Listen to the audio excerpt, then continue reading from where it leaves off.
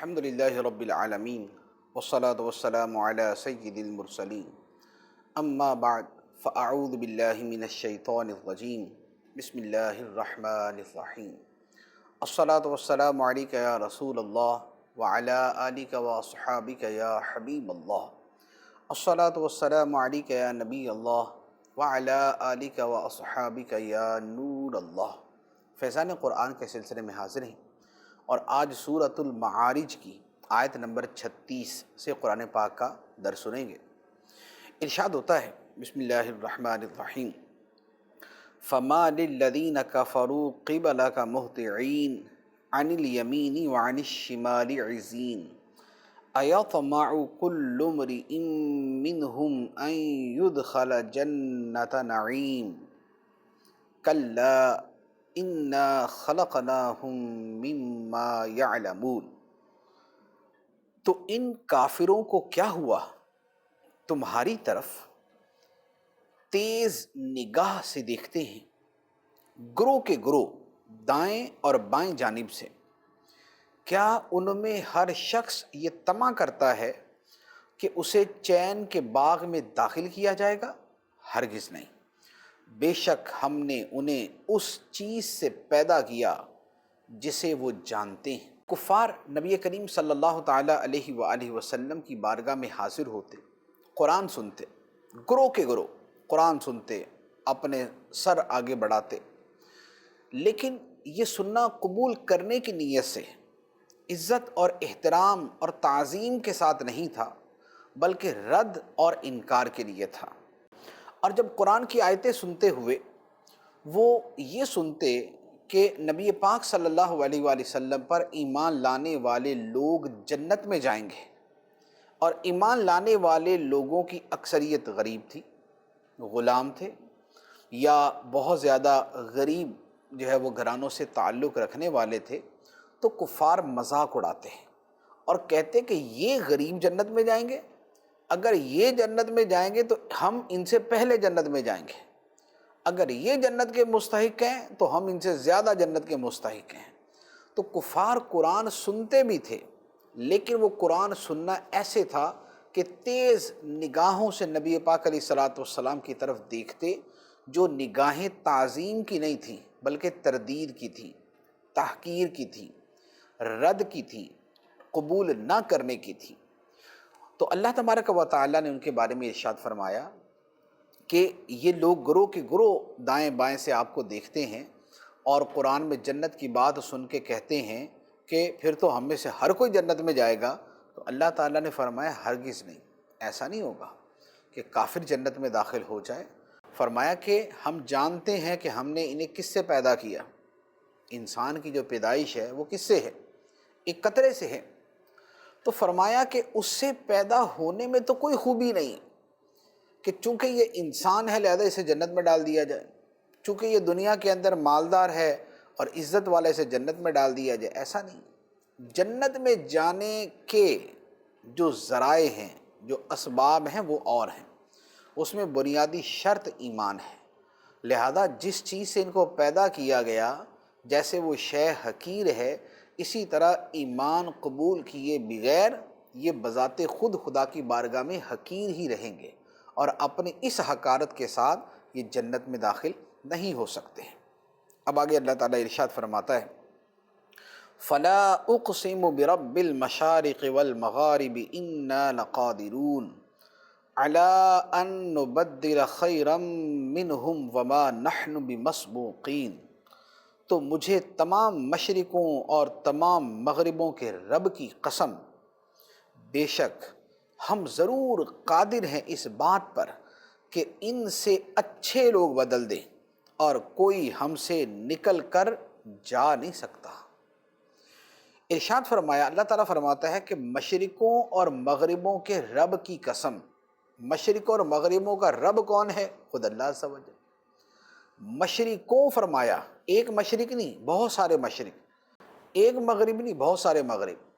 تو سورج چونکہ روزانہ اپنی جگہ تھوڑی تھوڑی تبدیل کرتا ہے، اسی سے جو ہے اس کی چال ہے وہ بدلتی ہے، اور گرمی سردی کے اعتبار سے مختلف بدلتے ہوئے سایہ جو ہے وہ کبھی کم کبھی زیادہ ہو جاتا ہے، تو ان سب کا اعتبار کرتے ہوئے مشرقوں اور مغربوں فرمایا۔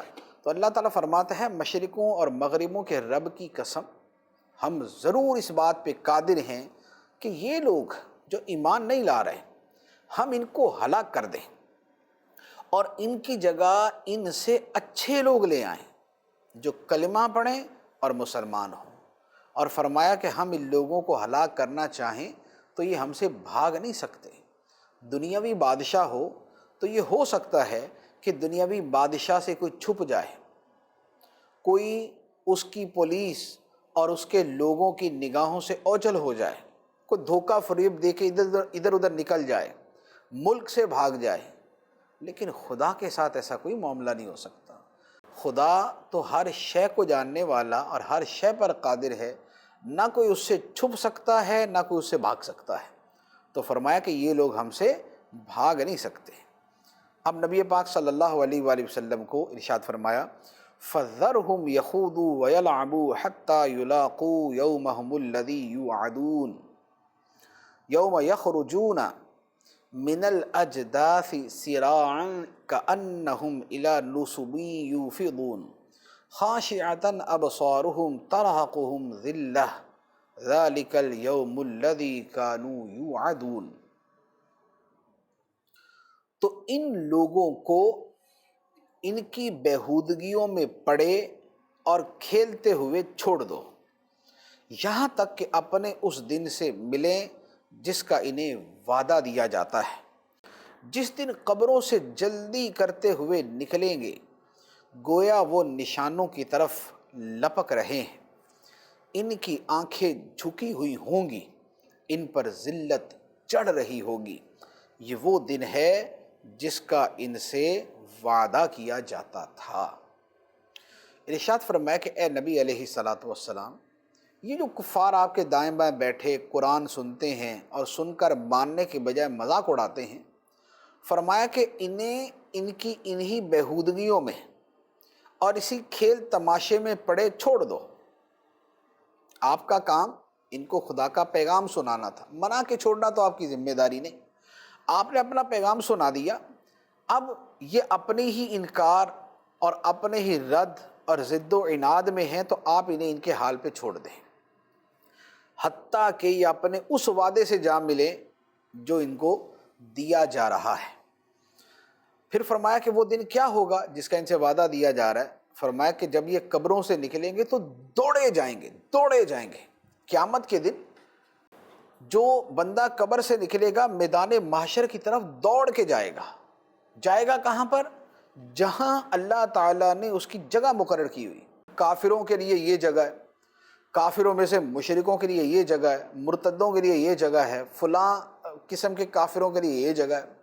تو جس کی جہاں جہاں جگہ ہوگی وہ بھاگم بھاگ جا رہا ہوگا، اور ایسے ہوگا کہ جیسے مثال کے طور پہ کوئی نشان ہے کہ جس کی طرف یہ بھاگے جا رہے ہیں۔ جیسے ہوتا ہے نا کہ مثال کے طور پہ کسی جگہ پہ کوئی بہت بڑا میدان ہے اور وہاں پر 10 ملکوں کے لوگ جمع ہیں، ہر ملک کا جھنڈا لگا ہوا، اور کہا جائے جاؤ بھی اپنی اپنی جگہ پہ، تو کیا ہوگا؟ پاکستانی اپنی جگہ بھاگ کے پہنچ جائیں گے، ایرانی اپنی جگہ بھاگ کے پہنچ جائیں گے، دوسرے ملک والے اپنی جگہ پہنچ جائیں گے، ہر کوئی اپنے نشان کو دیکھے ایگزیکٹ اپنے جھنڈے کے نیچے پہنچ جائے گا۔ تو فرمایا کہ قیامت کا منظر بھی یہی ہوگا کہ لوگ قبروں سے نکلیں گے تو ایسا نہیں ہوگا کہ کافر بولے کہ یار چلو بھاگ کے مسلمانوں کی سب میں شامل ہو جائے، نہیں، ہر کوئی بھاگ کے اپنی ہی جگہ پہ ہوگا، جہاں پر اللہ تعالیٰ نے اس کی جگہ مقرر کیا وہ خود ہی بھاگم بھاگ وہاں پر پہنچ جائے گا۔ تو فرمایا کہ وہ سب لپک کے اپنی جو ہے وہ نشانہ اپنی جانے کی جگہوں پر موجود ہوں گے، لیکن وہاں کفار کا حال کیا ہوگا؟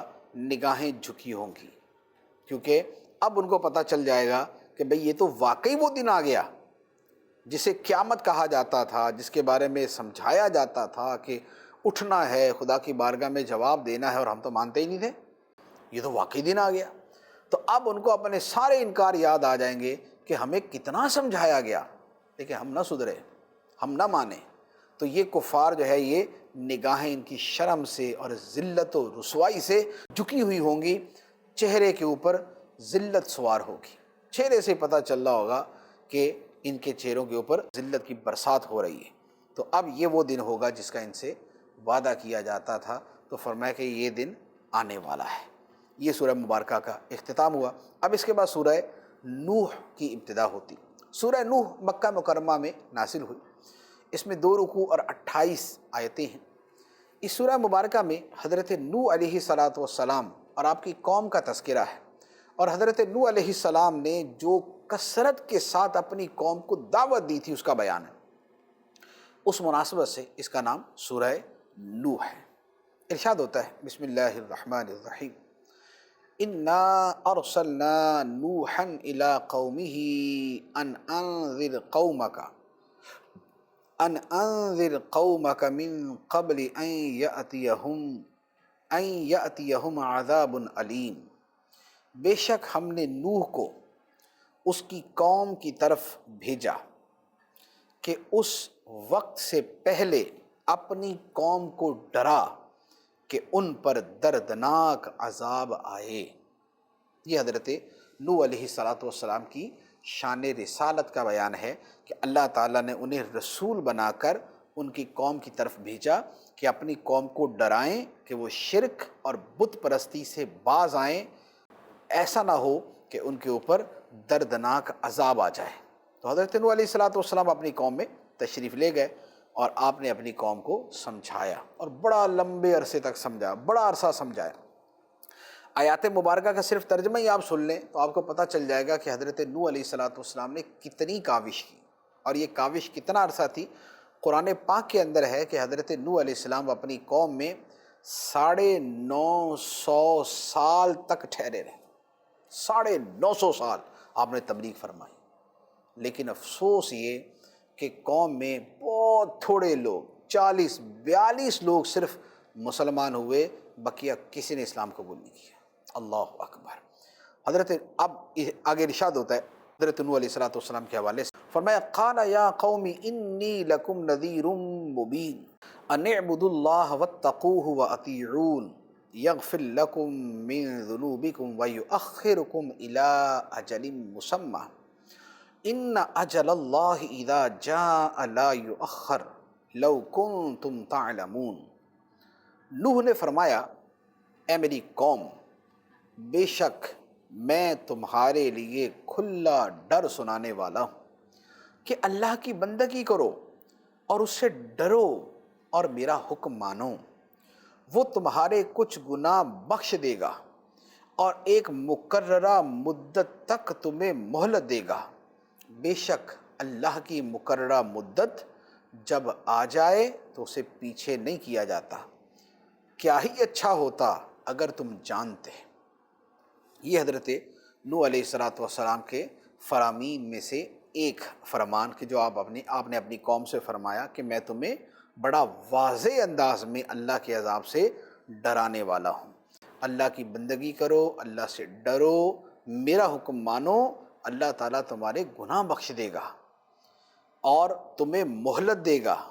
دنیا کے اندر جیو گے اور دنیا کے اندر حلال سے جو ہے وہ تمتع کرو گے، فائدہ اٹھاؤ گے، خدا کا عذاب تم سے ٹلا رہے گا۔ ورنہ اگر تم نے نہ مانا تو پھر یا تو خدا کا عذاب آ سکتا ہے، اور ورنہ یہ ہے کہ موت تو آنی ہے۔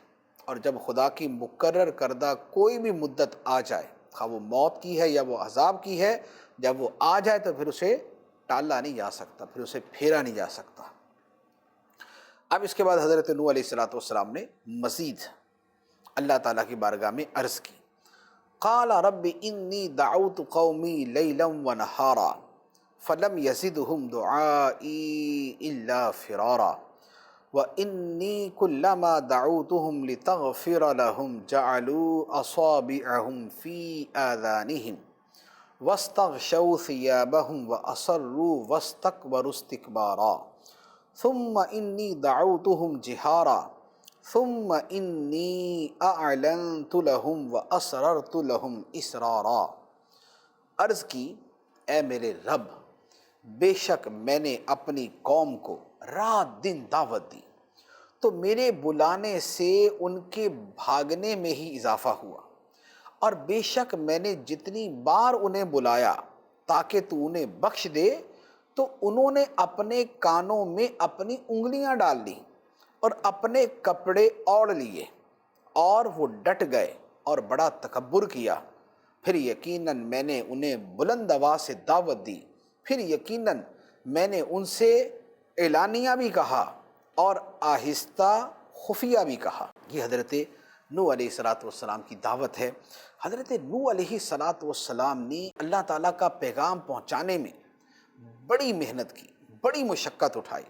آپ غور کریں کہ آپ کیا فرماتے ہیں کہ اے اللہ میں نے اپنی قوم کو دن رات دعوت دی۔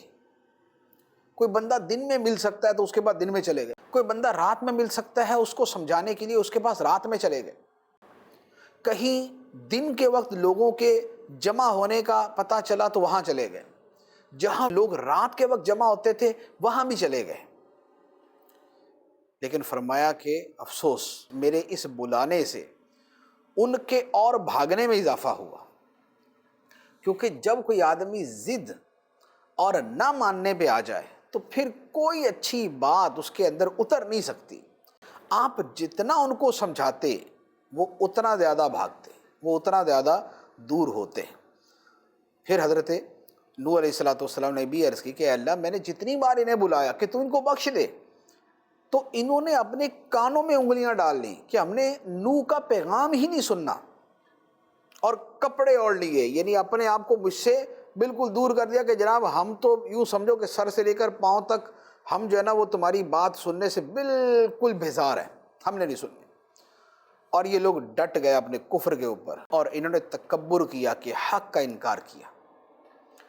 پھر حضرت نوح علیہ السلام مزید فرماتے ہیں، فرمایا کہ یقیناً میں نے انہیں بلند آواز سے دعوت دی، پھر میں نے ان سے اعلانیہ بھی کہا، آہستہ خفیہ بھی کہا۔ یعنی غور کریں کہ تبلیغ کا اور نیکی کی دعوت کا وہ کون سا طریقہ ہے جو حضرت نوح علیہ السلام نے نہیں اپنایا۔ مجمع میں جا کے سمجھا سکتے تھے تو مجمع میں سمجھایا، تنہا تنہا سمجھا سکتے تھے تو تنہا تنہا کوشش کی، دن میں کوئی موقع ملا تو دن میں سمجھایا، رات میں سمجھانے کا موقع ملا تو رات میں سمجھایا، کسی کو آہستہ بات کر کے سمجھانے کا موقع آیا تو آہستہ سمجھایا، بلند آواز سے بات کرنے کی بات آئی تو بلند آواز سے سمجھایا۔ اللہ اکبر، یعنی دن رات، صبح شام، تنہا مجمع میں، بلند آواز سے آہستہ سمجھانے کا جو طریقہ ہو سکتا تھا حضرت نوح علیہ السلام نے سارے طریقے استعمال کیے۔ اللہ اکبر، اللہ تعالیٰ کا نبی، اللہ کا رسول اپنے مشن میں اور نیکی کی دعوت کے اندر کس قدر با ہمت، با حوصلہ اور کس قدر اللہ تعالیٰ کے پیغام کو پھیلانے کا اشتیاق رکھتا ہے، اس کا اندازہ حضرت نوح علیہ السلام کے طرز عمل سے لگا ہے۔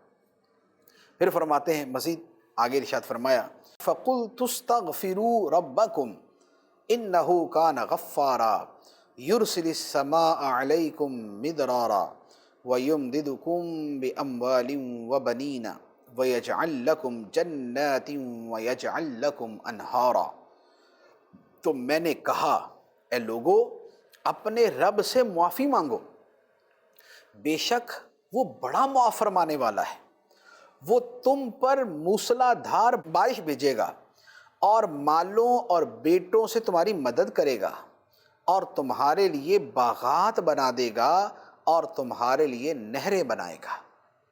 اب دیکھیں، اب سمجھانے کا انداز، پہلے تو تھا کہ دن رات صبح شام، اب سمجھانے کا انداز کہ حضرت نوح علیہ السلام نے اپنی قوم کو یہ سمجھایا کہ اگر تم خدا کی بارگاہ میں مغفرت طلب کرو، استغفار کرو، مومن ہو جاؤ، ایمان لے آؤ، تو اللہ تعالیٰ تمہیں آخرت تو دے گا ہی دے گا، دنیا بھی نوازے گا، دنیا بھی عطا فرمائے گا، تمہیں بیٹے دے گا، تمہیں مال دے گا، تمہیں بارشیں عطا کرے گا، تمہارے لیے نہریں جاری کر دے گا اگر تم خدا کی طرف رجوع کرو۔ یہ ہے اللہ تعالیٰ کی طرف رجوع کرنے کا صلہ کہ اللہ تعالیٰ کی رحمت کی بارشیں برسنا شروع ہو جاتی ہیں۔ اور اس آیت مبارکہ کے تحت مفسرین کرام نے بڑی خوبصورت باتیں ارشاد فرمائی ہیں کہ استغفار کی بڑی فضیلت ہے۔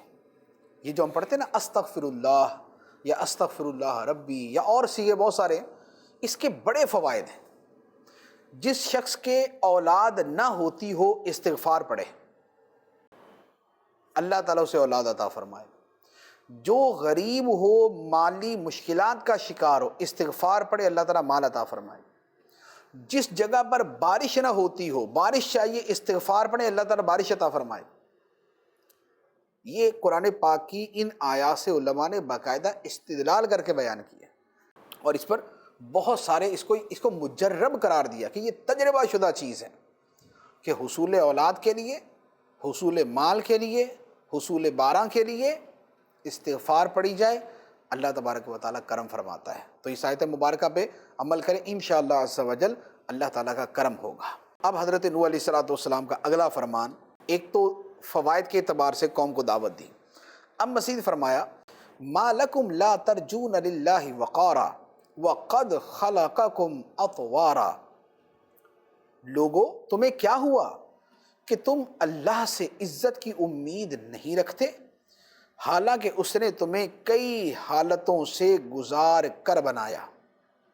یہ حضرت نوح علیہ السلام نے ان کو فرمایا کہ تم اللہ پر ایمان لاؤ، اللہ تمہیں عزت سے نوازے گا۔ تم اللہ تعالیٰ کی قدرت کو دیکھو، کیسے اس نے مختلف انداز سے گزارا، کہاں جو ہے وہ ایک پانی کا قطرہ، پھر اس سے کیا بنایا، چلتے چلتے 9 مہینے کے اندر پورا انسان وجود میں آ گیا، پھر وہ ایک بے کس بچہ ہے، لیکن وہ بڑھتے بڑھتے ایک کڑیل جوان بن جاتا ہے۔ تو فرمایا کہ دیکھو اللہ تعالیٰ نے تمہیں کیسے مختلف مراحل سے گزار کر کہاں تک پہنچا دیا۔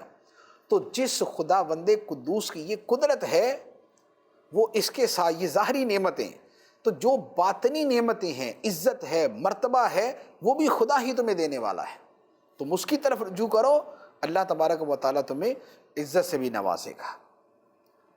اب مزید دلائل دیتے ہوئے اپنی قوم کو ارشاد فرمایا الم تروا کیف خلق اللہ 7 سماوات طباقا وجعل القمر فیہن نورا وجعل الشمس سراجا، کیا تم نے دیکھا نہیں کہ اللہ نے ایک دوسرے کے اوپر کیسے 7 آسمان بنائے اور ان میں چاند کو روشن کیا اور سورج کو چراغ بنایا۔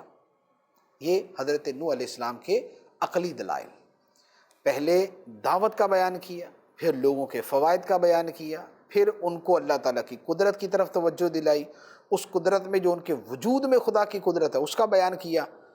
اب اس کے بعد جو نظام کائنات ہے، اللہ تبارک و تعالیٰ کی عظمت اور قدرت کو بیان کرنے کے لیے اس کا بیان کیا کہ کیا تم دیکھتے نہیں اللہ تعالیٰ نے کیسے 7 آسمان بنائے، ایک دوسرے کے اوپر، اور ان میں چاند کو روشن کر دیا اور سورج کو اس میں چراغ بنا دیا، اس سورج اور چاند کی روشنی تم تک پہنچتی۔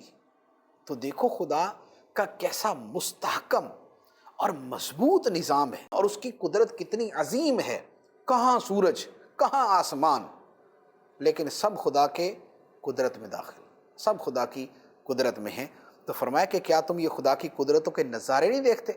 پھر اس کے بعد مزید فرمایا واللہ انبتکم من الارض نباتا ثم یعیدکم فیہا ویخرجکم اخراجا، اور اللہ نے تمہیں سبزے کی طرح زمین سے اگایا، پھر تمہیں اسی میں لوٹائے گا اور تمہیں دوبارہ نکالے گا۔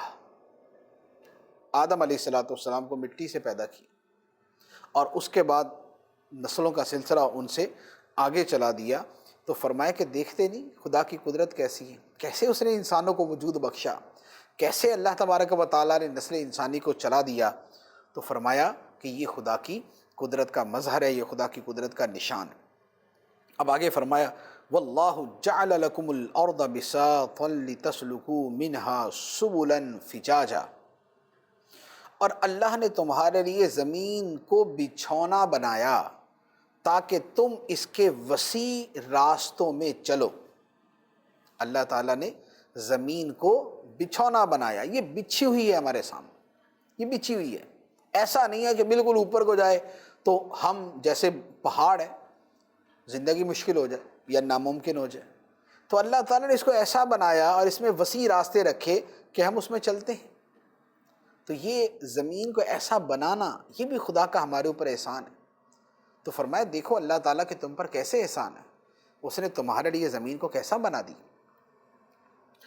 اب یہ سب کچھ ہونے کے بعد جب قوم نے نہ ماننے کا یوں کہہ لیں ہر اعتبار سے مظاہرہ کر دیا کہ ہم نے نہیں ماننا، اور 950 سال کا عرصہ گزر گیا، تو واضح ہو گیا کہ بھئی یہ نہیں قوم ماننے والی۔ تو پھر حضرت نوح علیہ السلام نے اپنے رب کی بارگاہ میں عرض کی، قال نوح رب انہم عصونی واتبعوا من لم یزدہ مالہ وولدہ الا خسارا ومکروا مکرا کبارا وقالوا لا تذرن آلہتکم ولا تذرن ودا ولا سواعا ولا یغوث ویعوق والنسرا۔ نوح نے عرض کی، اے میرے رب، بے شک انہوں نے میری نافرمانی کی اور ایسے کے پیچھے لگ گئے جس کے مال اور اولاد نے اس کے نقصان ہی کو بڑھایا، اور انہوں نے بہت بڑا مکر و فریب کیا، اور انہوں نے کہا تم اپنے معبودوں کو ہرگز نہ چھوڑنا، اور ہرگز ود اور سواع اور یغوث اور یعوق اور نصر نامی بتوں کو نہ چھوڑنا۔ حضرت نوح علیہ السلام نے عرض کی کہ یا اللہ، میں نے تو ان کو بڑا سمجھایا، انہوں نے میری نہیں مانی، انہوں نے اپنی قوم کے سرداروں کی مانی، اور سردار وہ ہیں کہ جن کو تو نے مال دیا، اولاد دی، تو اپنے مال اور اولاد پہ فخر و غرور کی وجہ سے انہوں نے حق کا انکار کیا، تو گویا مال اور اولاد نے ان کی سرکشی میں اضافہ کیا، ان کے خسارے میں اضافہ کیا۔ تو یہ جو سردار تھے انہوں نے بڑا مکر و فریب کیا، قوم کو دھوکہ دیا، اور قوم کو کہا کہ بھئی اپنے معبود نہ چھوڑنا، جو بت تم نے بنائے ہوئے ود سوا یغوث یعوق نصر، ان بتوں کو نہ چھوڑنا، تمہارے خدا یہی ہیں۔ تو یہ قوم کے سرداروں کا اور قوم کے لوگوں کا رویہ تھا۔ قوم نوح کے جو بتوں کا یہاں پر بیان ہوا، 5 بت یہاں پر ذکر کیے گئے، یہی بت چلتے چلتے عرب کے اندر آئے، اور اہل عرب بھی انہی بتوں کی پوجا کرتے تھے، اور بھی بہت سارے تھے، حبل تھا، لات تھا، منات تھا، عزا تھا، اور اس کے علاوہ بھی ہر قبیلے کا جدا بت تھا، لیکن یہ 5 بت بھی بڑی مرکزی حیثیت رکھتے تھے اہل عرب کے اندر۔ یہ بت کون تھے؟ ان کے بارے میں احادیث کی کتابوں میں اور تفسیر کی کتابوں میں بڑا تفصیل کے ساتھ موجود ہے۔ یہ جو بت تھے ود سوا یغوث یعوق نصر، یہ اصل میں حضرت آدم علیہ السلام کی اولاد میں سے وہ لوگ تھے جو بڑے نیک، متقی اور پرہیزگار تھے۔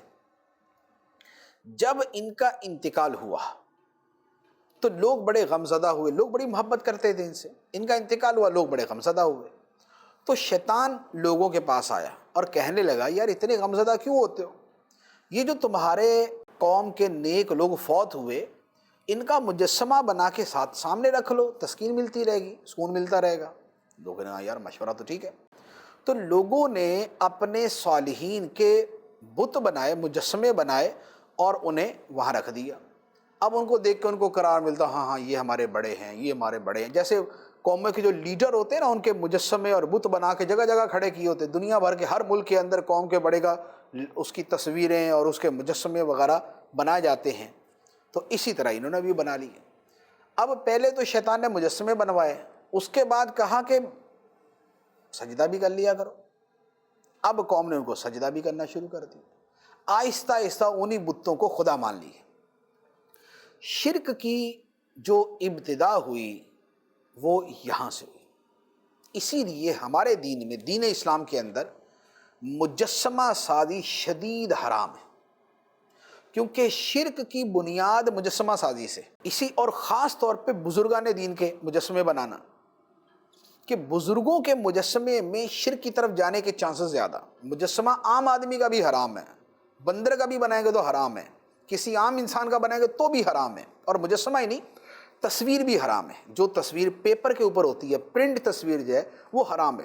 ڈیجیٹل تصویر جو ہے وہ جائز ہے، وہ تصویر ہی نہیں ہے اصل میں، وہ شعائیں ہیں وہ، لیکن جو پرنٹ تصویر ہے وہ ناجائز، اور مجسمہ اشد ترین حرام، اور اس میں خاص طور پہ جو بزرگوں کا مجسمہ ہے کہ کسی کا کوئی پیر فوت ہو گیا، پیر کا مجسمہ بنا لیا اس نے، یہ بدترین حرام ہے، یہ آگے جا کے شرک تک ہی لے کے جائے گا۔ نبی پاک علیہ الصلوۃ والسلام نے جب مکہ مکرمہ فتح کیا تو خانہ کعبہ کے اندر حضرت ابراہیم اور حضرت اسماعیل علیہم الصلوۃ والسلام کی تصویریں تھیں۔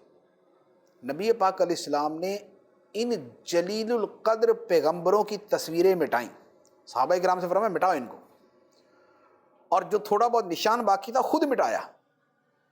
تو بزرگوں کی تصویریں اور بزرگوں کا اس طرح کا جو ہے نا کہ لوگوں میں رائج ہے کہ گھروں کے اندر اپنے پیر صاحب کی، دادا پیر کی، سلسلے کے کسی بڑے کی وہ تصویر لگائی ہوتی ہے، یہ حرام ہے، اشد حرام ہے، اشد حرام۔ اور خدا نہ خواستہ مجسمہ ہی کوئی بنا لے تو یہ بت پرستی سے بس 2 ہی قدم پیچھے ہے۔ تو لہٰذا ایسے جو حرکتیں ہیں یہ ہرگز ہرگز نہیں کرنی چاہیے۔ تو یہ جو قوم تھی یہ ان کے یہ بت تھے جو ان کے اصل میں بزرگ تھے، اور بزرگوں کے انہوں نے مجسمے بنائے اور آگے انہوں نے بت پرستی شروع کر دی۔ تو حضرت نوح علیہ الصلوۃ والسلام اسی کے حوالے سے مزید فرماتے ہیں وَقَدْ أَضَلُّوا كَثِيرًا وَلَا تَزِدِ الظَّالِمِينَ إِلَّا ضَلَالًا، اور بے شک ان لوگوں نے یعنی سرداروں نے، قوم کے سرداروں نے بہت سے لوگوں کو گمراہ کر دیا، اور تو ظالموں کی گمراہی میں ہی اضافہ کر۔ اب حضرت نوح علیہ الصلوۃ والسلام نے جب قوم کی ہلاکت کی دعا کی، آگے جا کے ہلاکت کی دعا لیکن اللہ تعالیٰ نے ان کے عذاب کا درمیان میں یہاں پر بیان کر دیا، فرمایا مما خطیئاتہم اغرقوا فادخلوا نارا فلم یجدوا لهم من دون اللہ انصارا، اور وہ اپنی خطاؤں کی وجہ سے ڈبو دیے گئے، قوم نوح جو ہے وہ اپنی خطاؤں کی وجہ سے ڈبو دیے گئے، پھر آگ میں داخل کیے گئے، تو انہوں نے اپنے لیے اللہ کے مقابلے میں کوئی مددگار نہ پائے۔ یہ قوم نوح پہ عذاب آیا، طوفان نوح مشہور ہے، طوفان آیا، زمین سے پانی، اوپر سے پانی، اور یہ لوگ اپنے خطاؤں کی وجہ سے، کفر و شرک کی وجہ سے ڈبو دیے گئے، اور ڈبوتے ساتھ ہی آگ میں داخل کیے گئے۔ یہ عذاب قبر ہے۔ ڈوبنا تو دنیا میں تھا، یہ دنیا میں عذاب آیا، اور فرمایا کہ ڈوبنے کے بعد آگ میں ڈال دیے گئے۔ یہ کیا تھا؟ یہ عذاب قبر ہے، کیونکہ جہنم میں جو جانا ہے آخرت میں، وہ تو آخرت میں جانا ہے، وہ تو قیامت میں حساب کتاب ہوگا پھر جائیں گے نا۔ تو اس سے پہلے کون سی آگ میں گئے؟ یہ عذاب قبر والی آگ ہے۔ اب سوال یہ تو ڈوبے تھے، عذاب قبر کہاں سے آ گیا؟ تو عرض یہ ہے کہ عذاب قبر کا مطلب یہ نہیں ہوتا کہ قبر میں دفن کیا جائے تو عذاب ہو۔ عذاب قبر کا مطلب ہے مرنے کے بعد، مرنے کے بعد قیامت سے پہلے جو عذاب ہے اسے عذاب قبر کہتے ہیں۔ اکثر چونکہ قبر میں ہی جاتا بندہ اس لیے اس کا نام ہی عذاب قبر ہو گیا، ورنہ اس کو دوسرے الفاظ میں آپ بول سکتے ہیں عذاب برزخ۔ تو مرنے کے بعد اور قیامت سے پہلے جو عذاب ہے وہ عذاب قبر ہے، عذاب برزخ ہے۔ تو اب کوئی آدمی قبر میں ہے، سمندر میں ڈوبا، اس کو درندوں نے کھا لیا، اس کو جو ہے وہ بھٹی میں جلا دیا، جو بھی ہو گیا، عذاب کا مستحق ہے، اسے عذاب ہونا ہے تو اس کو عذاب ہو ہی جائے گا۔ اب اس کے بعد حضرت نوح علیہ الصلوۃ والسلام کی وہ دعا جو آپ نے اپنی قوم کے خلاف کی تھی، کہ جب قوم نے 950 سال بھی بات نہ مانی تو آپ نے جو اللہ تعالیٰ کی بارگاہ میں عرض کیا، اللہ تعالیٰ اس کا بیان فرماتا ہے، فرمایا وَقَالَ نُوحٌ رَبِّ لَا تَذَرْ عَلَى الْأَرْضِ مِنَ الْكَافِرِينَ دَيَّارًا إِنَّكَ إِن تَذَرْهُمْ يُضِلُّوا عِبَادَكَ وَلَا يَلِدُوا إِلَّا فَاجِرًا كَفَّارًا۔ اور نوح نے عرض کی، اے میرے رب، زمین پر کافروں میں سے کوئی بسنے والا نہ چھوڑ، بے شک اگر تو انہیں چھوڑ دے گا تو یہ تیرے بندوں کو گمراہ کر دیں گے، اور یہ اولاد بھی ایسی ہی جنیں گے جو بدکار، بڑی ناشکری ہوگی۔ یہ حضرت نوح علیہ الصلوۃ والسلام کی پرجلال دعا تھی کہ اے اللہ اب روئے زمین پہ کسی کافر کا گھر نہ چھوڑنا، کوئی بسنے والا نہ چھوڑنا، یہ اگر تو نے ان کو چھوڑ دیا تو یہ تیرے بندوں کو گمراہ ہی کریں گے، یہ بچے جنیں گے، ان کے بچے بھی کافر اور بے دین اور فاجر اور ناشکرے ہی ہوں گے، لہٰذا ان کو مٹا دے، ان کو برباد کر دے، ان کو ختم کر دے ان کو۔ تو اللہ تبارک و تعالیٰ نے پھر ویسا ہی عذاب نازل کیا کہ قوم نوح صفائے ہستی سے مٹ گئے۔ صرف حضرت نوح علیہ السلام اور جو ان کے ساتھ 40-42 افراد تھے وہ زندہ بچے جو مسلمان تھے، اور پھر ان میں سے بھی صرف حضرت نوح علیہ السلام کے جو 3 بیٹے تھے، حام، سام اور یافس، یہ 3 بیٹے تھے جن سے آگے نسل انسانی چلی۔ بقیہ پوری روئے زمین پہ انسان ختم ہو گئے۔ یہ حضرت نوح علیہ السلام کی دعا تھی جو آپ نے کفار کے خلاف کی، اور اس کے ساتھ حضرت نوح علیہ السلام نے مزید دعا کی، عرض کی رب اغفر لی ولوالدی ولمن دخل بیتی مؤمنا وللمؤمنین والمؤمنات ولا تزد الظالمین الا تبارا۔ اے میرے رب، مجھے اور میرے ماں باپ کو اور میرے گھر میں حالت ایمان میں داخل ہونے والے کو اور سب مسلمان مردوں اور سب مسلمان عورتوں کو بخش دے اور کافروں کی تباہی میں اضافہ فرما دے۔ یہ حضرت نوح علیہ السلام نے دعا فرمائی کہ مجھے بھی بخش دے، میرے ماں باپ کو بھی بخش دے، میرے گھر میں جو حالت ایمان میں آئے اسے بھی بخش دے، سب مسلمان مردوں اور سب مسلمان عورتوں کی بخشش فرما دے۔ یہ بخشش کی دعا کرنا جو ہے یہ بڑا عظیم عمل ہے اور بڑی نیکیوں والا عمل ہے، تو اسے اپنے معمول کے اندر شامل کرنا چاہیے کہ ہم تمام مسلمانوں کی بخشش کی دعا کریں۔ تو یہ حضرت نوح علیہ السلام کی سنت بھی ہے۔ اسی طرح کی دعا حضرت ابراہیم علیہ السلام نے بھی کی تھی، انہوں نے بھی تمام مسلمانوں کی بخشش کی دعا کی تھی۔ تو یہ دعا جو ہے اپنے معمول کے اندر شامل رکھنا یہ بڑا اہم ہے۔ اب اس سورہ مبارکہ میں جو ایک بڑا خوبصورت درس ہے، جو پوری سورت کا آپ نے جو انداز اور خلاصہ دیکھا، اس میں بڑی واضح بات سامنے آتی ہے کہ حضرت نوح علیہ السلام اللہ تعالیٰ کے رسول ہیں۔ رسول کائنات کی عظیم ترین ہستیوں میں سے ہوتا ہے، یعنی رسول سے اوپر کوئی نہیں۔ رسول جو ہے انسانوں کے رسول فرشتوں سے بھی اوپر ہے، لیکن اللہ تبارک و تعالیٰ انہیں بھی نیکی کی دعوت اور برائی سے روکنے کے لیے دنیا میں بھیجتا ہے اور حکم دیتا ہے۔